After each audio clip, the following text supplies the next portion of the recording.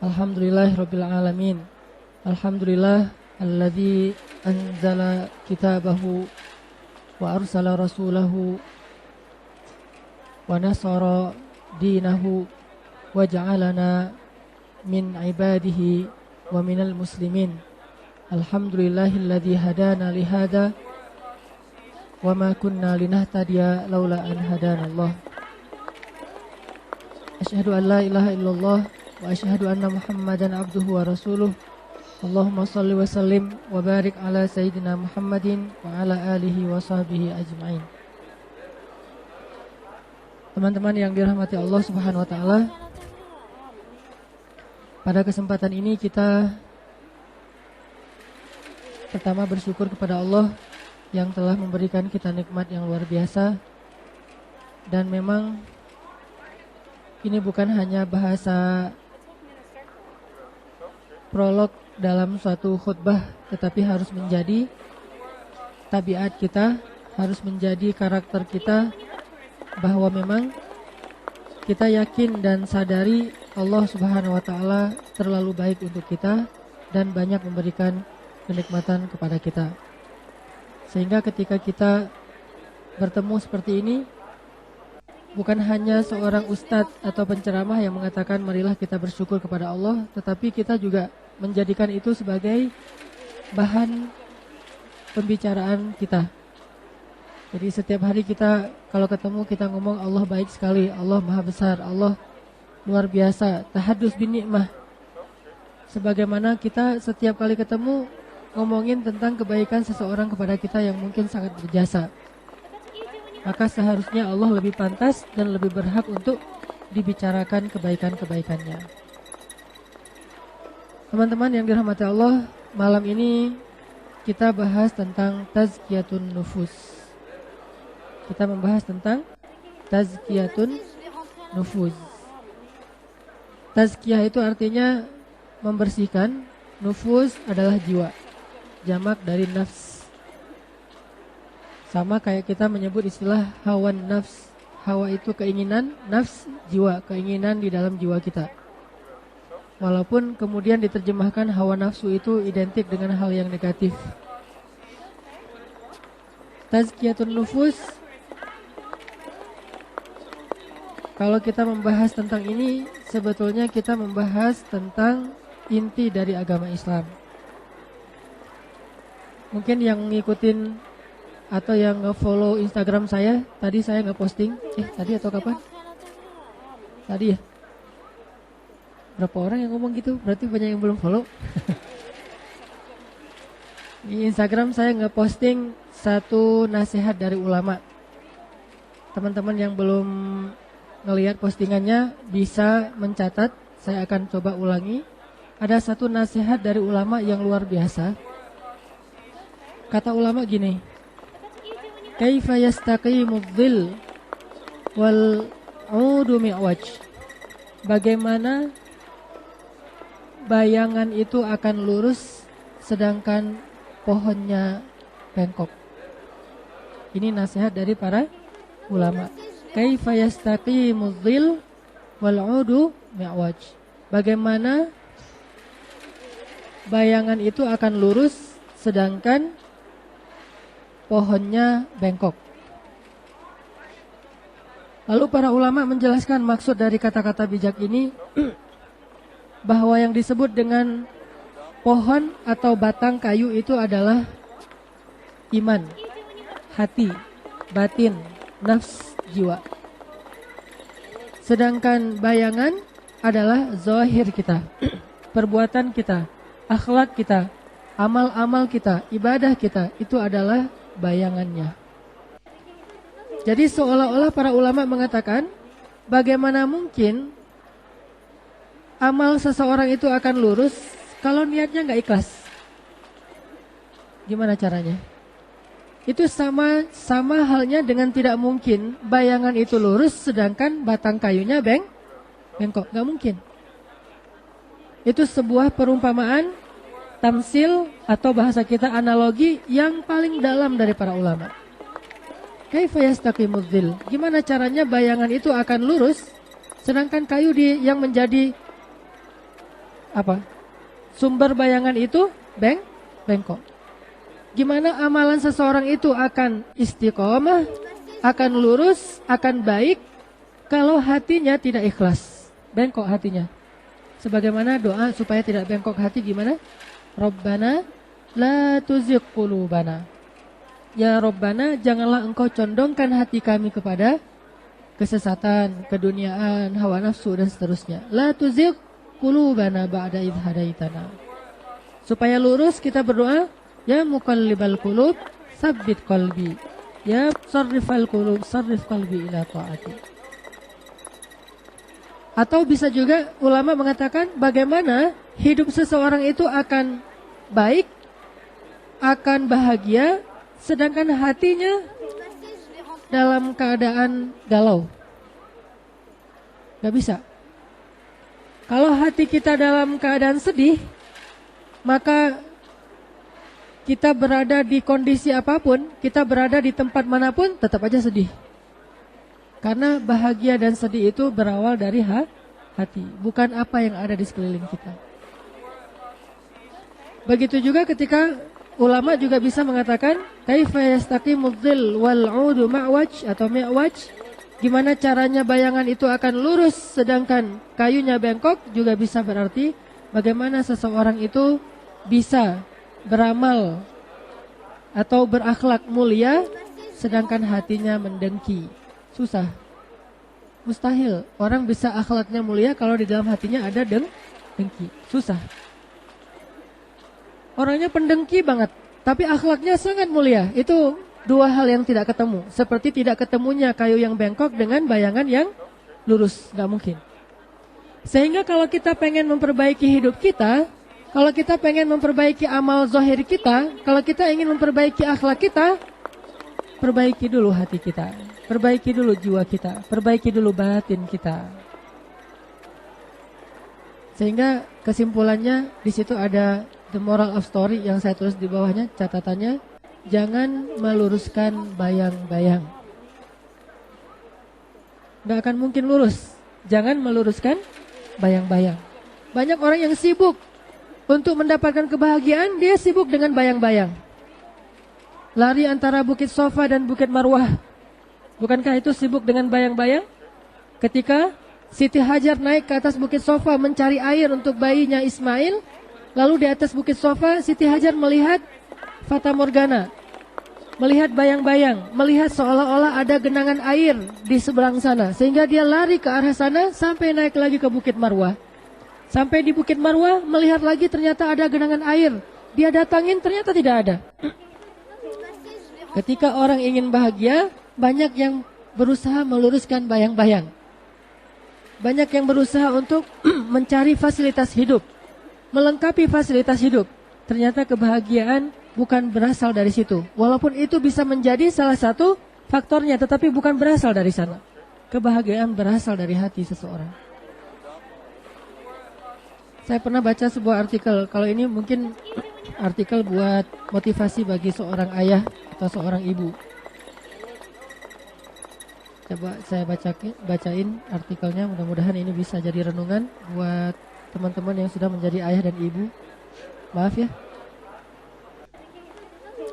Bagi yang belum, saya jadi bahan nih. Ya, udah kehapus. Nanti saya minta lagi sama istri saya. Istri ya, istri. Kurang lebih artikelnya tentang gini.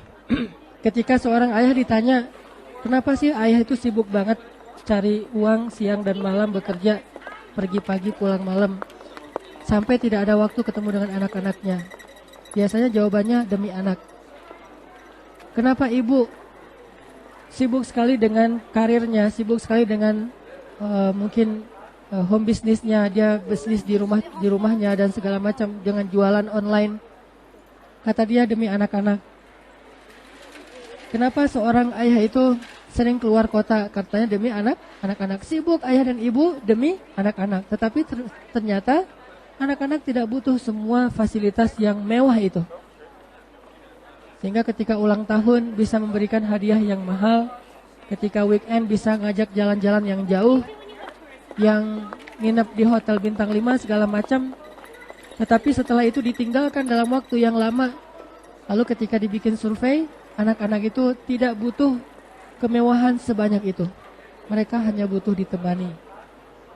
Mereka hanya butuh figur seorang ayah yang bisa menjadi contoh laki-laki yang ideal untuk mereka tiru kalau mereka anak laki-laki. Mereka hanya butuh rasa aman dan nyaman dari ayahnya kalau anak perempuan, sehingga tidak mencari kenyamanan dari laki-laki yang lain. Begitu juga sosok ibu. Intinya di sini adalah banyak orang ketika ingin membahagiakan dirinya dan keluarganya sibuk dengan meluruskan bayang-bayang. Itu maksud dari kata ulama. Kaifa yastaqimud dhil wal 'udu mi'waj. Sehingga dari sini teman-teman sekalian, kita menyimpulkan bahwa dalam Islam itu amal terbagi kepada dua. Baik itu disebut dengan ibadah, disebut dengan muamalah, apapun lah. Yang jelas amal itu terbagi kepada dua. Pertama disebut dengan amal batin, dan yang kedua disebut dengan amal zahir. Kalau kita membaca sejarah kehidupan Nabi Muhammad itu, maka sejarah tentang Nabi Muhammad itu juga terbagi dua. Amal batinnya Nabi Muhammad itu disebut dengan sarirah, dan amal zahirnya Nabi Muhammad itu disebut dengan sirah. Pernah dengar sarirah? Belum pernah? Selama ini kita banyak belajar tentang Nabi Muhammad sirahnya saja, zahirnya. Nabi Muhammad secara zahir memakai apa, seperti apa penampilan fisiknya, tapi kita lupa dengan sarirahnya. Kita mempelajari sirah Nabi Muhammad tentang zahir ibadah Nabi Muhammad, tapi lupa dengan batinnya. Hanya sibuk dengan fisik saja. Ini menunjukkan bahwa kita belum utuh dalam memahami sunnah Nabi SAW. Kalau ada orang yang mengaku mengikuti sunnah Nabi, dan dia paling baik dalam memahami sunnah Nabi, tapi jarang tersenyum, tapi dia hatinya tidak lapang dada kepada orang lain, berarti dia baru mengikuti sunnah Nabi secara sirah dan belum mengikuti sunnah Nabi secara sarirah. Berarti dia baru mengamalkan amal-amal zahir dari amal-amal Islam, tetapi dia masih mengabaikan amal batin. Padahal zahir ini sangat tergantung kepada batin. Innamal a'malu binniyat. Innamal a'malu binniyat. Tergantung di sini nih. Wa innama likulli imri'in bukan ma'amila, tapi ma'nawa. Seseorang itu diberi pahala bukan sesuai dengan apa yang dia kerjakan, tetapi sesuai dengan apa yang dia niatkan. Coba lihat pentingnya tazkiyatun nufus, amal batin ini dalam Islam. Innamal a'mal, semua amal-amal itu, innamal a'malu bin niyat, sesuai dengan apa yang ada di dalam hatinya yang disebut dengan istilah niat. Dan niat ini amal batin, bukan amal zahir. Kalau amal zahir namanya akad. Saya terima nikahnya, itu zahir. Kalau batin, aduh, saya cinta banget sama dia. Itu batin. Ada orang yang saya terima nikahnya secara zahir, tapi tidak beramal secara batin. Gak cinta. Nikahnya terpak, situ nurbaya. Itu zahir. Dia akad tuh secara zahir, tetapi dia tidak punya perasaan secara batin. Atau secara zahir dia bilang, kamu itu adalah bulan. Ngegombal nih. Secara zahir, dalam hati, maksudnya sih banyak merengkel-merengkel gitu. Gak terlalu mulus. Kan? Innamal a'malu binniyat. Walaupun kata-katanya kayak terasa indah, tetapi dia seperti mencela kalau niatnya adalah mencela. Dan jangan menyimpulkan Islam dari satu khutbah ya, dari satu ceramah. Kayak misalnya saya ceramah kayak gini seolah-olah, oh tuh kata Ustaz Hanan semuanya tergantung niat. Ya udah kita niat aja deh, gak usah beramal. Jangan, karena Islam itu tidak sempurna kalau hanya disimpulkan dari satu ceramah atau satu macam hadis. Dapat satu hadis, udah yang lain seolah-olah gak penting. Hadis ini aja diamalkan. Gak bisa menyimpulkan satu hukum dengan satu hadis atau dengan satu ceramah. Kita baru membahas satu bagian penting dalam Islam, yaitu amal batin. Bukan berarti zahir tidak penting. Bukan berarti zahir itu diabaikan. Harus ada balance-nya, wasatiyah. dan harus komprehensif, syumuliyah. Cuman setelah kita membahas secara komprehensif, kita harus tahu juga mana yang paling menjadi pokok dan bahkan dia kayak fondasinya keislaman seseorang, ternyata batin. Sehingga kata Nabi, innamal a'malu binniyat wa innamal likulli imri'in ma nawa. Seseorang itu dibalas sesuai dengan apa yang dia niatkan. Dibalas sesuai dengan apa yang dia niatkan. Dan Allah alimun bidzatis sudur. Allah itu maha tahu isi hati. La yanzuru ila aswarikum wala ila a'malikum wala ila amwalikum walakin yanzuru ila qulubikum. Allah tidak melihat kepada penampilan kalian. Allah tidak melihat kepada perbuatan kalian. Allah tidak melihat kepada kekayaan kalian. Allah melihat kepada hati kalian. Ada dua orang sholat. Yang satu penampilannya rock and roll. Rambutnya gondrong. Jaket kulit. Sholat pakai kacamata hitam gitu. Terus celananya nggak sobek sih, jeans gitu ya, jeans ketat. Terus banyak rantai-rantai gitu di tubuhnya. Yang satu lagi sholatnya pakai jubah, pakai sorban, dililit di kepalanya, rapi banget, gaya-gaya ala-ala Dubai gitu. Siapa yang paling baik di sisi Allah? Allah lihat ke dalam hatinya. Kalau dua-duanya baik, baru Allah melihat zahirnya. Kalau dua-duanya baik, maka Allah Subhanahu wa ta'ala akan melihat keistiqomahannya. Jadi yang dilihat batin dulu, baru zahir. Bukan berarti zahir nggak penting. Kalau zahirnya seimbang, kalau batinnya seimbang, baru zahirnya yang diadu. Misalnya, yang satu jenggotan, yang satu tidak berjenggot. Mana yang lebih baik? Mana? Belum tentu, jangan jawab itu dulu. Lihat batinnya dulu. Kalau batinnya sama, baru lihat zahirnya. Pastinya yang berjenggot lebih utama daripada yang tidak berjenggot. Kecuali dia udah berusaha pakai doyok segala macam nggak tumbuh. Ini kan udah ikhtiar nih. Maaf ya. Jadi lihatnya batin dulu, baru nanti zahir. Bukan zahir dulu, baru batin nggak? Batin dulu. Mana yang lebih utama? Yang satu hijabnya apa? Hitam. Yang satu lagi hijabnya pelangi. Mana yang lebih utama, teteh? Neng? Sis? Lihat batinnya. Lalu kalau batinnya sama, pastinya yang warna lebih gelap, lebih utama daripada yang, walaupun boleh secara fikih memakai warna selain warna hitam. Tetapi lihat juga keutamaannya. Seperti itu. Sama kayak orang sedekah. Yang satu sedekahnya 10.000, yang satu lagi 100.000. Mana yang lebih utama? Lihat hatinya. Kalau yang 100.000, nih lihat nih. Nih uang warna merah loh ya, bukan yang 100 rupiah, 100.000. Nih masukin. Pas ada kancong lewat dia naruhnya gini. Biar semua orang lihat gitu. Oh 100.000, kayak iklan gitu kan. Yang ngeluarin itu terus 100, mas ini 100.000 dimasukin. Ternyata uang dia jatuh dari kantong misalnya. 100.000 ditunjukin ke orang, 100.000. Yang satu lagi karena 10.000 tutup gitu. Lama lagi tuh nggak masuk-masuk, ketahan sama yang 100.000. Udah aja, lewat kan celengnya. Siapa lebih utama? Allah alimun bidzatis sudur. Kalau sama-sama ikhlas, pastinya yang 100.000 lebih utama daripada yang 10.000. Kalau sama-sama ikhlas. Tapi kalau nggak ikhlas, maka yang 10.000 yang ikhlas lebih utama daripada yang 100.000 tapi ria. Itu maksudnya, bukan hanya batin doang, enggak. Zahir juga ngaruh kalau batinnya seimbang. Tapi kalau batinnya menang ini, walaupun zahirnya dia kalah, dia menang. Karena zahir itu tergantung batin. Dia kalah secara zahir, tapi dia menang secara batin, menang dia tuh. Di sisi Allah lebih mulia. Kalau dia menang secara zahir, kalah secara batin, dia kalah di mata Allah Subhanahu wa taala. Kalau seimbang secara batin, baru nanti adu yang zahir. Zahir sama-sama 100.000. Lihat aja, paling istiqomah yang mana.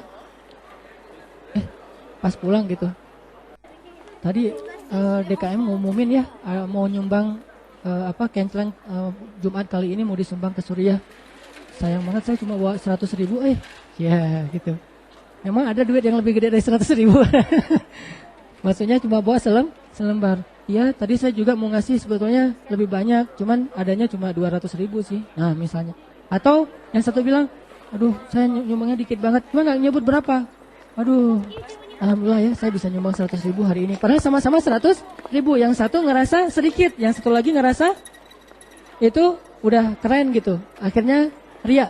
Sama-sama 100.000, sama-sama ikhlas, tapi akhirnya tidak istiqomah dalam keikhlasan. Suatu saat cerita, sama kayak orang tahajud. Dua-duanya udah tahajud selama 1 tahun, gak pernah tinggal setiap malam. Dan 1 malam 1 juz. Sama-sama hafiz nih. Setiap malam 1 juz, selama 1 tahun, 11 rakaat setiap malam, gak pernah kurang. Jam 2 malam udah bangun dua-duanya. Hebat nih 2 orang nih. Batinnya ikhlas dua-duanya. Gimana nilainya? Lihat nanti siapa yang duluan. Ria. Tahajud itu gak susah sih sebetulnya. Saya mah pokoknya asal jam 2 tuh pasti kebangun. Udah gak perlu pakai lagi alarm-alarm segala. Udah ya lumayan lah, udah setahun kurang lebih. Udah, baru nanti ketahuan siapa yang menang di situ tuh. Jadi gak bisa kita menilai sekaligus. Ada prosesnya. Pertama batin, kemudian zahir, kemudian istiqomah sampai husnul khatimah. Lihat khatimahnya. Bisa jadi sekarang dia ria, besoknya dia astagfirullahaladzim, udah habis nih amal saya, tahajud lagi deh. Udah gitu husnul khatimah. Yang satu lagi gak pernah ria, ikhlas banget, rianya pas mau meninggal. Waduh, itu paling rugi tuh, rianya pas mau meninggal. Pas dikumpulin semua keluarganya, dia mau wasiat, anak-anakku, ayah gak meninggalkan banyak harta untuk kalian, tetapi ayah memberikan kepada kalian satu nasihat saja. Jangan pernah tinggal sholat tahajud. Ayah meninggal, nih bentar lagi mungkin ayah mau meninggal nih, 70 tahun. 60 tahun ayah dari sejak usia 10 tahun gak pernah tinggal tahajud sampai sekarang. Tahu gak kalian? Wah, habis 60 tahun, 0. Kan? Khatimah. Mau husnul khatimah atau su'ul khatimah. Sehingga kita tetap aja sebagai manusia gak bisa menjudge seseorang sebelum dia meninggal. Bahkan udah meninggal pun kita gak tahu. Allahu a'lam, Allah yang tahu. Mungkin dia bertaubat, kita aja yang gak tahu. Mungkin dia istighfar, kita aja yang gak dengar. Allah yang tahu. Ini lebih kepada diri kita masing-masing. Intinya apa? Bahwa batin itu sangat menentukan dalam kehidupan kita. Sehingga selain kita belajar ibadah zahir, jangan lupa bahwa ibadah batin itu sangat penting.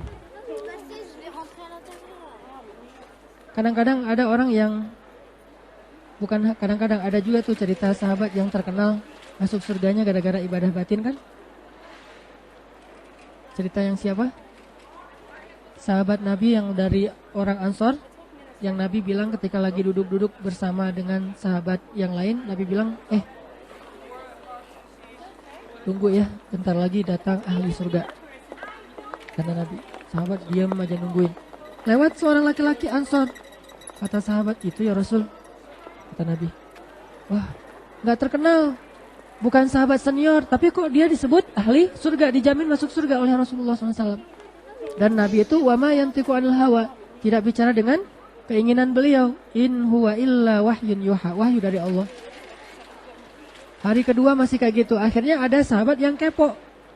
Wah penasaran saya nih, ya amalannya apa sih? Ngintip ya, stalking gitu. Cari.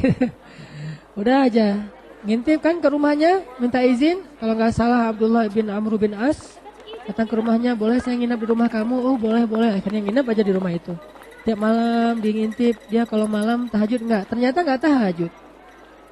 Standar-standar aja amalannya, yang wajib-wajib aja. Yang sunnah enggak ada yang istimewa. Paling subuh bangun, sholat ke masjid. Nah itu juga yang lain juga ngelakuin. Tahajud, yang lain tahajud dia tidur. Terus, oh kalau gitu mungkin siang. Siapa tahu dia siang mah rajin puasa. Siang enggak puasa. Oh mungkin dia rajin sedekah. Jarang sedekah. Oh mungkin dia tilawahnya banyak. Standar 1 hari 1 juz, biasalah. Yang lain juga bisa lebih dari itu. Diperhatikan selama 3 hari, tidak ada amalan yang sangat istimewa dari laki-laki ini secara zahir. Zahirnya gak ada yang istimewa, biasa-biasa aja. Tapi juga gak ahli maksiat. Jangan berarti amalan batin ya, tapi maksiat banyak secara zahir. Enggak kayak gitu benturannya. Yang penting paling minim zahirnya yang wajib. Salat wajib udah, kemudian kewajiban-kewajiban lain yang sifatnya zahir udah. Sedangkan yang sunnah-sunnahnya pas-pasan, minimalis. Diintip selama 3 hari tidak ada yang istimewa. Sampai kemudian ditanya, apa sih yang membuat kamu jadi ahli surga kok? Nabi menjamin banget. Saya perhatikan selama 3 hari ini kayaknya gak ada yang istimewa dari amalan kamu. Kata laki-laki itu, ya saya mah, ya gini, seperti yang kamu lihat. Dan saya mah apa tuh? Dan saya mah kayak gini, seperti yang kamu lihat, gak ada yang lain. Oh, ya udah. Izin aja nih Abdullah, saya pulang ya. Ya udah, assalamualaikum, waalaikumsalam. Baru jalan beberapa langkah, dipanggil lagi. Bro, sini dulu. Apaan? Kayaknya saya ingat nih sesuatu nih. Apaan? Saya itu, ini mungkin mudah-mudahan ya bisa jadi pelajaran buat kamu, kata dia. Saya itu orang yang tidak pernah dengki kepada orang lain. Kalau ada orang yang dapat nikmat, saya yang paling bersyukur. Alhamdulillah tetangga beli mobil. Alhamdulillah teman saya udah nikah dengan pacar saya.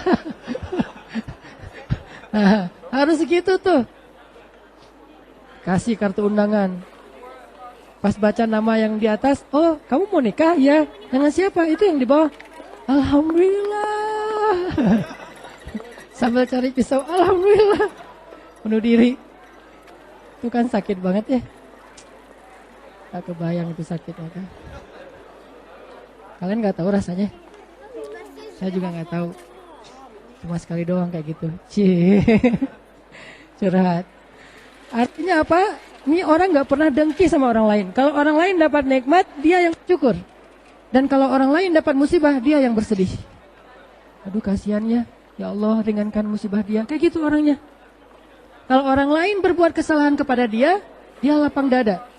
Maafin aja tuh. Ya Allah, maafin dia. Mungkin dia gak sengaja segala macam. Kalau orang lain berbuat baik kepada dia, dia merasa bersalah. Aduh, saya belum balas jasa ke dia. Belum membalas dia dengan kebaikan. Akhirnya dia doain yang banyak sampai seolah-olah bisa membayar kebaikan itu. Kan kata Nabi, kalau ada orang berbuat baik kepadamu, balaslah. Kalau kamu tidak sanggup membalas, maka berdoalah untuk dia sampai seolah-olah kamu sudah membalas. Doanya yang banyak tuh. Orang yang lapang dada, oh berarti dia dijamin masuk surga gara-gara punya amalan batin, bukan amalan zahir, kecuali yang wajib-wajib doang. Sampai ada yang kayak gitu.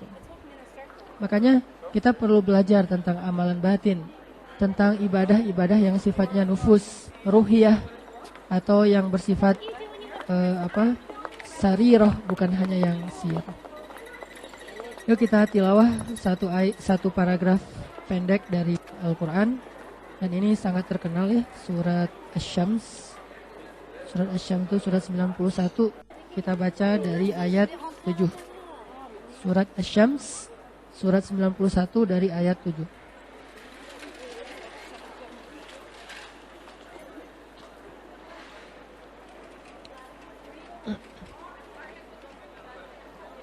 Surat Asy-Syams, surat 91 dari ayat 7. A'udzu billahi minasy syaithanir rajim.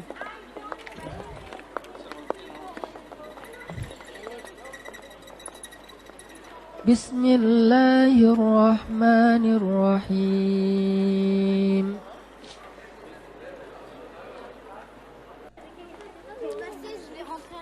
Wa nafsin wa ma sawwaha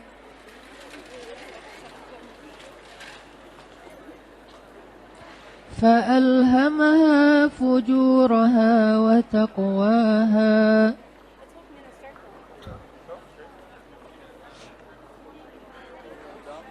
قد أفلح من زكاها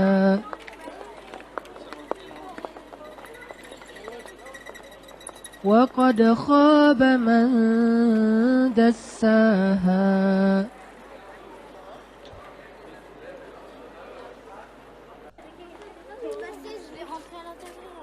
Dan demi jiwa serta penyempurnaannya, maka Allah mengilhamkan kepada jiwa itu kedurhakaan dan ketakwaan. Sungguh beruntung orang yang membersihkannya, dan sungguh rugi orang yang mengotorinya. InsyaAllah nanti kita lanjutkan setelah sholat isya. Bismillahirrahmanirrahim.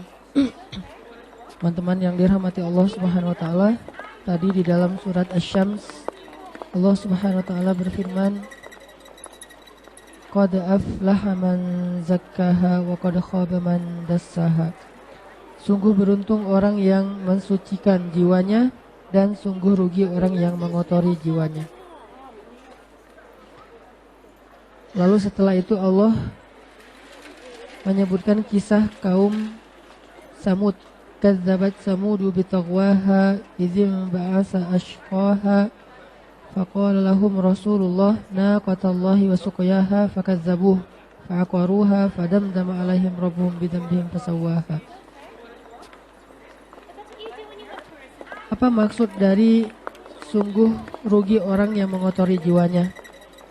Kerugian apa yang mereka akan dapatkan? Kerugiannya Allah beri contoh di dalam ayat 11 sampai ayat 14. Seperti itulah kurang lebih kerugian yang akan didapatkan oleh orang yang kotor jiwanya. Dan kemudian kerugian ini juga pernah dialami oleh orang-orang yang kotor jiwanya di zaman Nabi Muhammad SAW. Sehingga kalau kita perhatikan sejarah para nabi, ternyata sebab orang menolak hidayah itu, menolak dakwah itu bukan karena gak paham. Tapi orang menolak dakwah itu karena jiwanya kotor. Dengki salah satunya, dan sombong. Kalau kita perhatikan sejarah Abu Jahal itu kalau dibandingkan dengan Bilal, tingkat keilmuannya seperti langit dan bumi. Bilal itu budak dari Ethiopia atau Habasyah, sedangkan Abu Jahal itu tokoh intelektual orang Quraisy. Walaupun orang-orang Mekah itu banyak yang buta huruf, tetapi Abu Jahal sedikit dari orang yang bisa membaca tulis, bahkan yang paling banyak keilmuannya. Sehingga dia disebut dengan julukan Abu Al-Hakam. Abu Al-Hakam itu guru bangsa, orang yang banyak ilmu. Bahkan Abu Jahal itu yang paling mengerti syair. Sama seperti Walid Al-Mughirah. Sama seperti Abu Sufyan sebelum Abu Sufyan masuk Islam. Orang yang mengerti syair. Bahkan Abu Jahal itu orang yang paling banyak menghafal nasab orang Arab. Mungkin itu juga salah satu alasan kenapa Allah menurunkan Islam itu di Arab, terutama di Mekah. Karena tren cara orang Mekah menyampaikan satu ilmu atau informasi itu lewat riwayat. Riwayat. Kalau diturunkan lagi di Bani Israel, pasti udah gak ada sisa Islam ini. Sama kayak agama Yahudi. Soalnya orang Israel itu tidak menyampaikan berita melalui riwayat, tetapi menyampaikan berita melalui cenah. Cenah itu kalau bahasa Arabnya qila wa qal. Kata Nabi, hati-hati kalian dengan qila wa qal. Kalau bahasa kita, hati-hati kalian dengan cenah. Cek saha, cenah. Nah, siapa? Nah, itu gak jelas kan? Itulah Yahudi. Mereka menyampaikan berita tanpa sumber yang jelas. Sedangkan orang Islam menyampaikan berita itu kalau di Arab suka ada kalimat an. Dari si fulan dapatnya dari fulan dari fulan, sampai ke Rasulullah SAW. Baik itu Al-Quran ataupun hadis, bahkan cerita-cerita, hikayat. Jadi nggak ada dalam Islam cerita 1001 malam yang sifatnya fiksi, itu nggak ada. Apalagi fiksi sampai menjadi kayak buku referensi ilmiah, itu nggak ada dalam sejarah Islam. Buku fiksi jadi referensi ilmiah, itu mah tabiat orang Yahudi. Hollywood jadi informasi buat kita, kan agak aneh tuh. Kalau orang Islam di Indonesia menjadikan film Hollywood sebagai informasi, mana benar mana salah, ini mengikuti gaya Yahudi. Karena yang bikin Hollywood adalah orang Yahudi, pasti dia tuh hero banget tuh. Di semua film-film action atau kolosal dia selalu jadi hero. Pasti bendera, salah satu bendera mereka yang dikibarkan kan, ujung-ujungnya mau dia film Jepang tetap aja hero-nya orang barat. Mau film Cina hero-nya orang barat.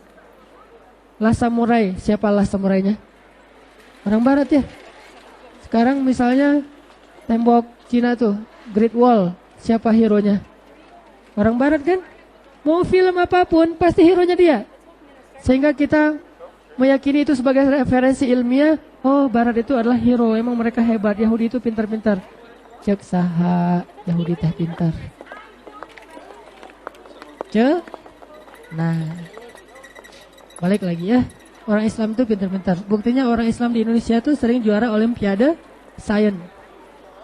Matematika juara olimpiadanya banyak orang Indonesia. Dan segala macam. Musabakoh tilawatil Quran. Di tingkat dunia sering juaranya orang mana? Orang Indonesia sama orang Mesir. Dua negara ini sering nih. Tahfiz Al-Quran juga kayak gitu. Oke, balik lagi. Abu Jahal itu bukan orang yang bodoh secara akal, intelektual. Dia bukan orang yang bodoh, dia tuh orang yang pintar. Ngerti banget Al-Quran. Buktinya ada kisah suatu malam Abu Jahal sama Akhnas sama oh ya, Abu Jahal sama Akhnas berdua lagi jalan lewat rumah Nabi di Mekah.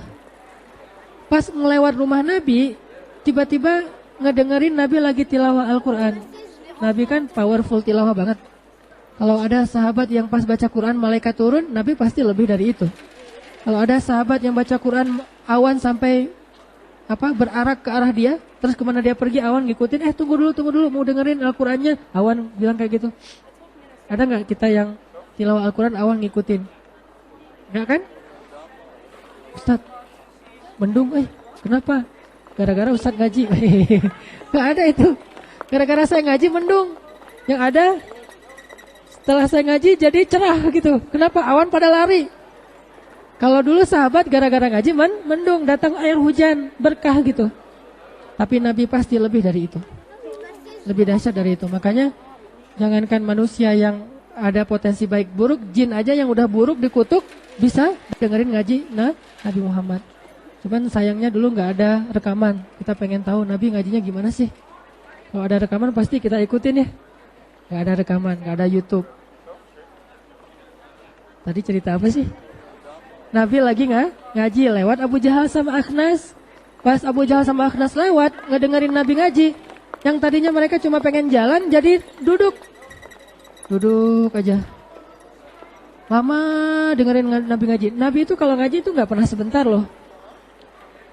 Nabi kalau lagi tahajud, baca satu rakaatnya itu bisa Al-Baqarah, Ali Imran, An-Nisa, Al-Ma'idah, Al-An'am. 7 juz. Itu satu rakaat. Kalau kita 1 juz, 1 rakaat. Rakaat kedua sampai 11 Al-Ikhlas, Al-Falak, Al-Ikhlas, Al-Falak. Gak pernah gitu juga. Dikasih 11 rakaat 1 juz saja kita banyak yang pingsan kan. Saya kan pernah tuh tahajud ada yang pingsan, digotong, syahid di dalam. Subhanallah ya. Berarti husnuzan kita apa? Dia bisa bertahan sampai tetes darah terakhir. Mungkin kita gak akan bisa kayak dia. Jangan mentertawakan dia, karena kita kalau udah seperti dia mungkin kita akan duduk atau kita akan mundur. Udahlah, saya gak kuat.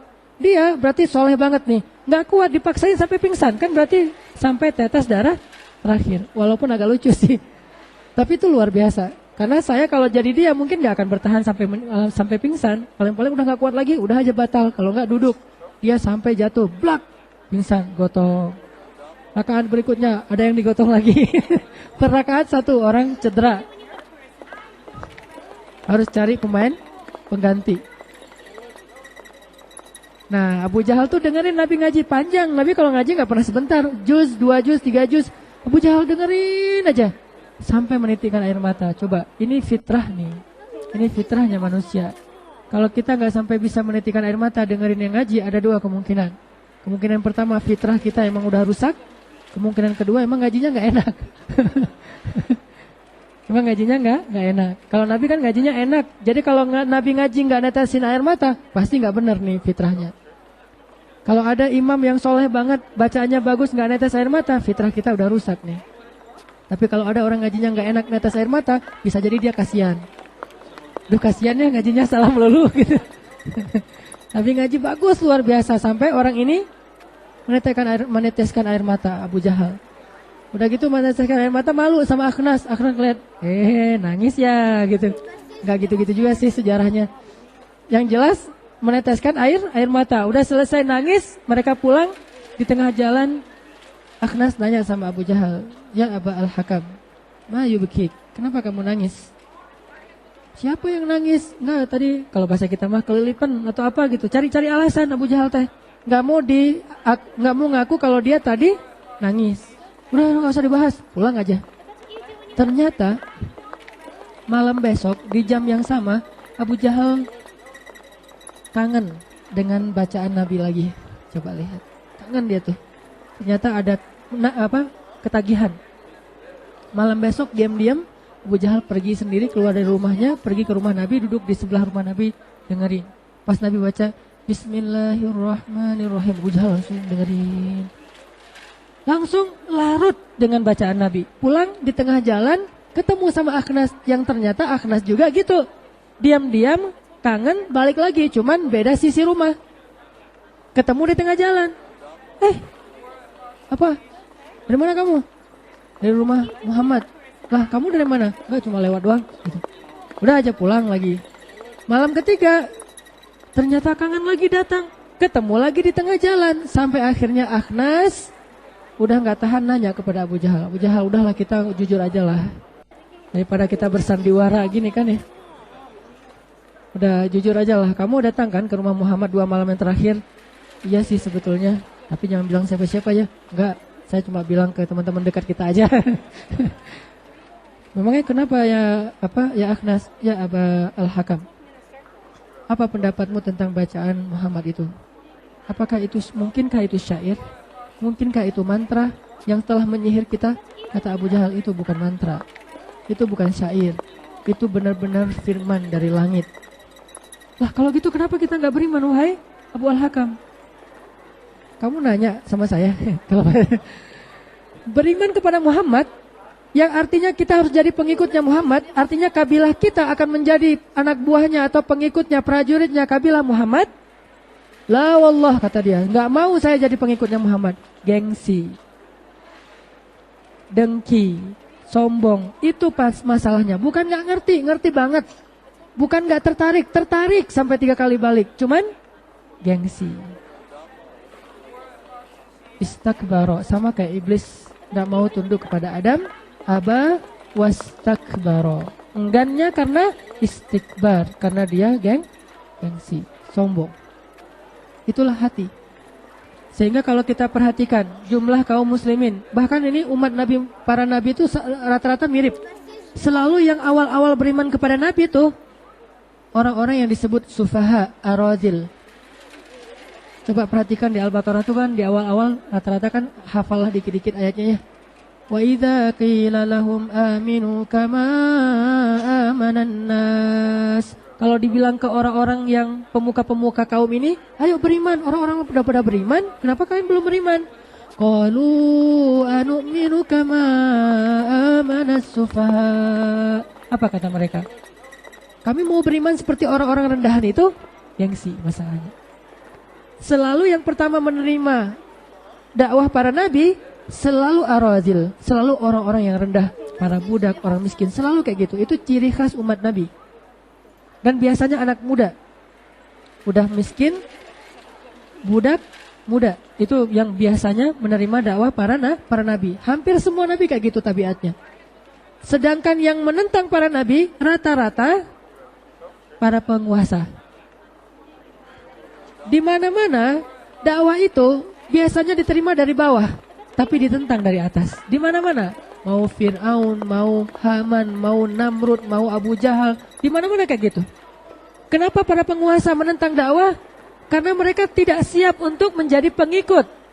Mereka tidak siap untuk mengorbankan kepentingan-kepentingan mereka, lalu merendahkan diri mereka sejajar dengan yang lain. Tidak siap. Dan selalu kayak gitu tabiatnya sampai hari ini. Mau muslim, mau kafir, mau munafik, sama aja tuh. Dakwah selalu diterima oleh orang-orang yang gak punya kepentingan, polos. Kita, apa kepentingan kita dengan apa kepentingan kita yang tergadaikan atau yang diresikokan kalau kita menerima dakwah? Gak ada kan? Sehingga mudah menerima dakwah. Emangnya kalau kita terima dakwah, gengsi apa yang mau kita tahan? Biasanya dalam satu komunitas, yang paling susah nerima dakwah itu yang paling besar gengsinya. Perhatikan aja kita. Komunitas yang paling susah nerima dakwah, yang paling besar gengsinya. Bukan dia nggak tahu kebenaran. Masa dia nggak ngerti hak dan batil yang sudah sangat jelas seperti hari ini? Itu Palestina, Suriah itu dijajah. Tidak ada media yang meliput sama sekali. Ratusan ribu orang meninggal dan hancurnya berkeping-keping. Tubuhnya tuh udah hancur bau, hancur lebur. Nggak ada yang meliput sama sekali. Kemarin di Cina, di Hong Kong, ada bus masuk jurang. 8 orang luka-luka, nggak meninggal loh, luka-luka. Semua televisi menayangkan. Cuma luka-luka doang. Bus masuk jurang, ditayangin dari santero dunia. Ketahuan, oh ada bus masuk jurang di Hong Kong. 8 orang luka-luka dibawa ke rumah sakit terdekat. Semua stasiun televisi menayangkan. Giliran Aleppo, Homs, tidak ada yang menayangkan. Kenapa? Bukan mereka nggak tahu kalau itu adalah kejahatan kemanusiaan yang sangat besar. Mereka bukan nggak tahu. Mereka biasanya peka banget tuh soal HAM. Paling peka kan soal HAM biasanya. Kenapa? Karena itu adalah orang-orang beriman. Kenapa kalau orang beriman menolak kebenaran karena gengsinya, karena sombongnya? Ini semuanya masalah jiwa. Sehingga kita berlindung kepada Allah dari jiwa yang sombong. Karena jiwa yang sombong itu nggak ada untungnya. Wa qad khaba man dassaha. Jiwa itu kalau udah kotor nggak ada untungnya. Mau dipakai untuk agama nggak ada untungnya. Mau dipakai untuk bergaul dengan sesama manusia nggak ada untungnya. Orang kalau kotor hatinya kan nggak enak gaulnya. Pasti ada kepentingan. Ketemu orang yang dilihat duit. Wah ini akhirnya Pak saya ada produk ini, jelasin lagi kan nggak enak tuh. Tapi kalau dia bukan dasar itu mah sekian nggak masalah. Dia jualan, dia berdagang nggak masalah. Cuman bukan atas dasar itu dia berteman. Kalau atas dasar itu dia berteman kan nggak enak tuh. Kalau berteman ya berteman aja karena sesama mungkin punya hobi apa, mungkin karena emang saya sayang sama dia. Kalau lebih tinggi lagi karena Allah. Cuman bukan berarti dilarang berdagang kan? Berteman karena Allah, bersahabat, bahkan saling mencintai karena Allah pun boleh saling jual beli. Cuman bukan karena jual beli dia bersahabat. Jadi orang kalau kotor hatinya untuk agama nggak bisa dipakai, untuk manusia nggak bisa dipakai, dunia nggak bisa, akhirat nggak bisa, apapun nggak bisa. Bahkan untuk dirinya juga nggak nyaman. Orang kalau bermasalah jiwanya, dia sendiri nggak nyaman. Khaba. Khaba itu artinya rugi banget gitu. Lawan dari khaba adalah aflaha. Sehingga kalau kita baca sejarah Islam teman-teman, tema-tema yang pertama disampaikan Nabi dalam dakwahnya itu adalah tema-tema tazkiyatun nufus, wa yuzakkikum wa yuzakkihim, dan membersihkan mereka dari dosa-dosa. Masalah nufus, masalah kejiwaan yang pertama disampaikan, masalah akidah, masalah iman kepada akhirah, masalah kasih sayang di antara manusia, itu kan semuanya jiwa. Sedikit sekali porsi zahir, sedikit sekali. Salat, puasa, zakat, haji, jihad, syariat, sedikit sekali porsinya di fase makiyah. Teman-teman tahu bedanya ayat makiyah dengan madaniyah? Kalau ayat makiyah artinya apa? Ayat yang turun bukan di Mekah. Ayat yang turun sebelum hijrah. Sedangkan madaniyah ayat yang turun setelah hijrah. Jadi ini bukan tempat, tetapi periodisasi dakwah. Periode. Karena ada ayat yang turun di Mekah tapi namanya madaniyah.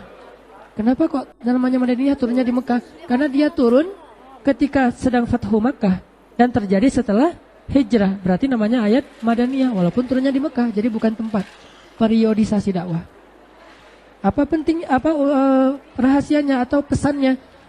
Dakwah di periode Makkah itu atau disebut Makiyah, tema-tema dakwahnya itu masih nufus, akidah, kemudian akhlak, masalah masalah iman, masalah tawakal, masalah cinta, masalah lapang dada, masalah gitu-gitu, sabar.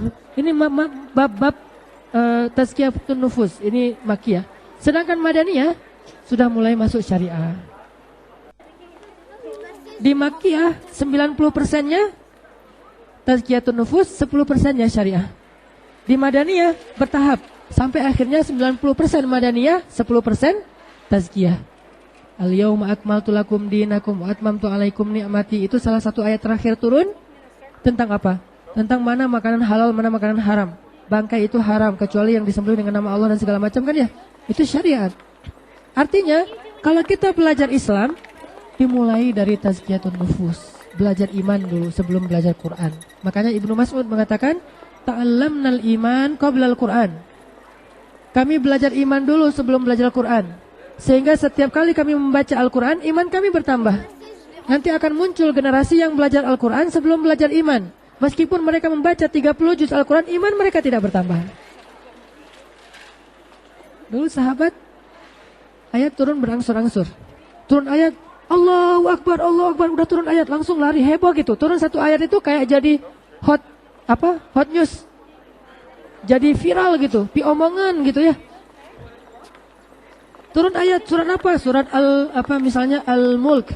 Kan juz 29 itu Al-Mulk sampai Al-Mursalat, satu juz itu semuanya surat Makkiyah.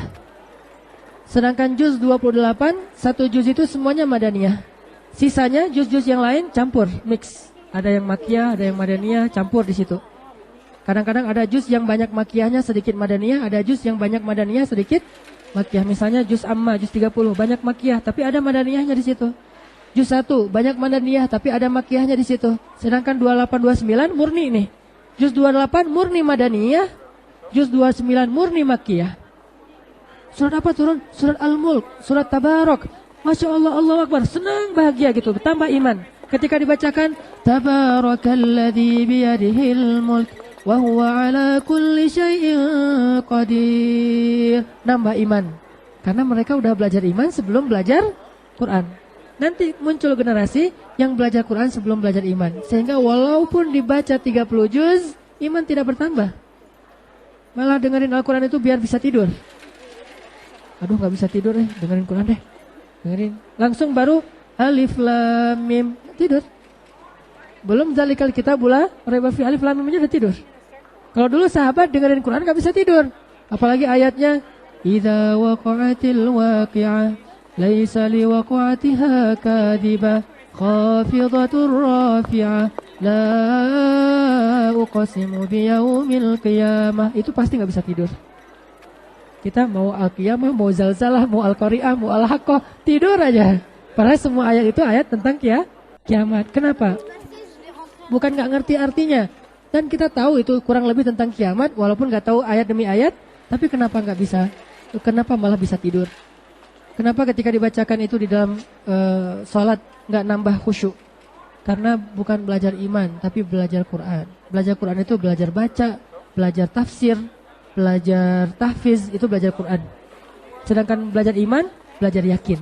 Makanya ayat yang di awal itu dzalikal kitabula raiba fi, tidak ada keraguan. Baru nanti hudan lil muttaqin, jadi petunjuk. Kalau udah ragu, gak akan jadi petunjuk. Gimana mau jadikan Al-Quran sebagai petunjuk kalau dia aja ragu sama petunjuk itu? Gak mungkin. Makanya tema-tema awal Islam itu tazkiyatun nufus. Ini yang terus-terusan dibina sama Nabi. 13 tahun tazkiyatun nufus. Sehingga kalau kita pengen belajar Islam yang serius, kasih porsi tazkiyatun nufus misalnya 70%, belajar syariatnya 30%. Orang kalau nggak kayak gitu, belajar syariat 90%, tazkiyatun nufus 10%, jadinya bahaya. Semua orang disesatin sama dia.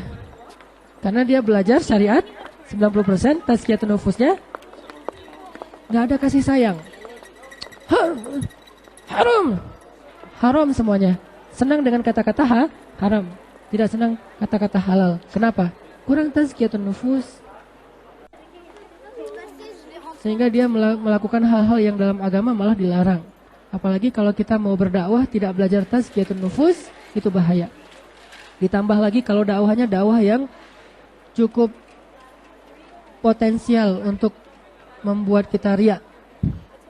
Kayak dakwahnya misalnya sebuah organisasi yang kalau udah besar diliput media, kan mulai itu. Nanti ada muncul lagi dakwah yang lain diliput media juga, ada dengkinya kan ya. Ini bab tazkiyatun nufus, ini berat ini. Kalau ini bisa lulus, gampang syariat itu. Turun ayat hijab, langsung pakai apapun yang di tangannya itu dipakein jadi hijab. Kenapa?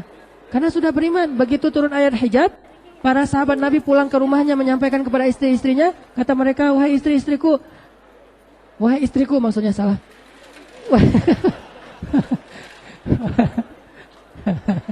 Wahai istriku, sudah turun ayat hijab. Dibacakan surat An-Nur tentang wajibnya berhijab. Langsung di tangannya ada apa? Jemuran. Langsung dia pakai dengan kain jemuran menutup aurat. Kalau sekarang, oh gitu ya, maaf ya saya belum siap. Bukan rambutnya yang belum siap, tapi hatinya. Sehingga teman-teman yang belum berhijab, jangan dipaksa hijab dulu, tapi ajak ngaji dulu. Ngajarin tentang iman dulu. Allah itu maha baik segala macam. Pas dia udah berasa dikit, jangan tunggu sempurna juga. Udah berasa dikit tentang kebesaran Allah, nanti baru pelan-pelan dimasukin. Bukankah hijab itu adalah ukuran rasa malu? Dan malu itu adalah tazkiyatun nufus. Makin besar rasa malunya, makin sempurna hijabnya. Jadi hijab itu bukan tren, hijab itu bukan fikih, bukan hukum, tapi ukuran rasa malu. Dan rasa malu itu adalah gambaran dari kehormatan seseorang. Perempuan itu mahkotanya rasa malu. Laki-laki itu mahkotanya adalah keimanan, keberanian. Sedangkan perempuan mahkotanya rasa malu. Kalau dibalik, laki-laki malu-malu, perempuannya berani. Salah pakai mahkota. Yang ini jadi king, yang ini jadi queen. Kita duduknya begini, queen. Dia duduknya begini, king gitu ya. Salah itu mah ya. Laki-laki berani, perempuan malu. Sehingga laki-laki yang datang ke belakang sana, jangan tunggu dia yang nge-mention dulu. Nge-mention Ustadz misalnya, Ustadz CV saya mau dikasih, tapi nggak ke siapa ya Ustadz? Nge-mention aja di komen biar semuanya baca. Itu kenapa terjadi? Pasti ada masalah di antara laki-laki. Tidak ada yang berani. Mention aja Ustadz, saya sudah siap. Saya buka di sini siapa yang mau. Diobral gitu ya. Laki-laki itu berani. Jadi perempuan mahkotanya adalah rasa malu dan dia menutup auratnya sesuai dengan tingkat rasa malunya. Makin besar rasa malunya, makin sempurna hijabnya. Kalau udah sempurna, model, jangan menjudge orang lain karena model. Kalau ada yang modelnya, oh ini gaya Turki, oh kamu kurang malu. Enggak, Turki mah juga menutup aurat dengan syar'i. Oh ini gaya misalnya Indonesia yang segitiga gitu kan, Indonesia mah segitiga kan ya. Kayak kalau laki-laki pakai peci, kalau perempuan segitiga, bukan pakai donat ya. Donat itu ala tahun 80-an lah ya, pakai donat terus pakai kerudung gitu, pakai jilbab segitiga. Terus ada gaya misalnya Dubai yang diatasin gini-gini. Ada gaya tornado yang gini, namanya twister hijab. Tornado hijab, jadi ada badai gitu. Tapi itu mah cuma gaya ya, dan saya sama sekali tidak ngomongin style. Saya hanya ngomongin batasan aurat. Style mah bebas. Ada yang senang A, B, C, kayak sekian macam style, malah makin stylish, makin trendy. Arti trendy itu diikutin oleh orang-orang yang tadinya masih setengah hati mau berhijab. Nggak apa-apa. Cuman harus tahu bahwa hakikat dari hijab itu bukanlah tren, bukanlah hukum, bukanlah syariat, bukan kewajiban saja. Hakikatnya rasa malu. Sehingga dia menutupnya dengan rasa malu. Rasa malu itu adalah tazkiyatun nufus. Sampai ada perempuan yang berhijabnya sempurna, begitu ditiup angin, oh, udah aja gitu. Ada perempuan yang hijabnya juga sempurna, begitu ditiup angin, langsung panik. Astagfirullahaladzim, astagfirullahaladzim. Tingkat rasa malunya beda. Ada perempuan berhijab, cadaran, foto, tapi pakai ininya diukir. Ya, cadar, tapi ininya disulam. Gini. Matanya pakai eyeshadow gitu. Kalau perlu pakai bulu mata palsu. Jadi dengan lihat matanya aja udah fitnah tuh. Masya Allah, pasti ini cantik banget. Pas dibuka tereng. Ini berarti pakai hijabnya sekedar tren doang kan ya, bukan rasa malu. Ada yang pakainya nggak pakai cadar, biasa aja, tapi dia fotonya nggak gini, selfie-nya gini, cekrek, kelihatan dari belakang. Allahu alam ya, nggak gitu-gitu amat juga sih, ini cuma bercanda aja. Intinya adalah tazkiyatun nufus, berawal dari hati kita. Makanya nanti insya Allah kita coba bahas ini juga. Dan cerita-cerita dari para tabi'in atau para tokoh-tokoh Islam akan jadi contoh. Jadi sekarang lebih nambah PR saya nambah jadi 2 nih. Bahas kisah juga, bahas tazkiyatun nufus juga. Tazkiyatun nufus sebagai tema, kisah sebagai contoh. Mudah-mudahan ini bisa menyemangati kita dalam memperbaiki diri dan membangun negeri. Jangan hanya memperbaiki diri, tapi harus punya juga semangat membangun negeri. Karena kalau kita soleh sendiri, maka kita jadi orang egois dalam kesolehan, egois dalam agama. Kita harus juga menjadi solehnya berjamaah. Jangan hanya sholat sendiri, tapi azan biar orang pada datang. Dan muazin itu mendapatkan pahala sebanyak orang yang datang ke tempat dia azan untuk sholat berjamaah.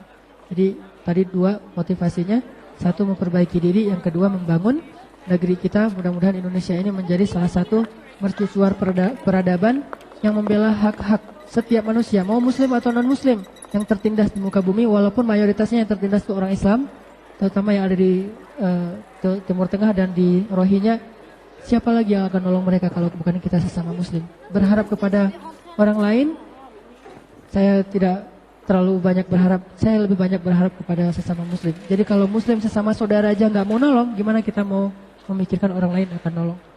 Dan gimana cara kita nolong? Nggak hanya cukup dengan menyumbang, tapi kita harus bisa menolongnya juga dengan kapasitas kita sebagai negara, bukan sebagai bangsa saja, tapi sebagai negara. Kalau sebagai bangsa kita udah nolong sekarang, kita ngelakuin acara donasi, penggalangan dana, udah sebagai bangsa Indonesia kita udah banyak menolong, walaupun nggak sebesar pertolongan orang-orang lain mungkin. Tetapi sebagai negara kita butuh bisa sampai ke sana sebagai negara Indonesia, bangsa Indonesia, bendera merah putih, tapi bendera itu dikibarkan untuk membela hak-hak asasi manusia secara adil dan tanpa memandang agama ataupun ras.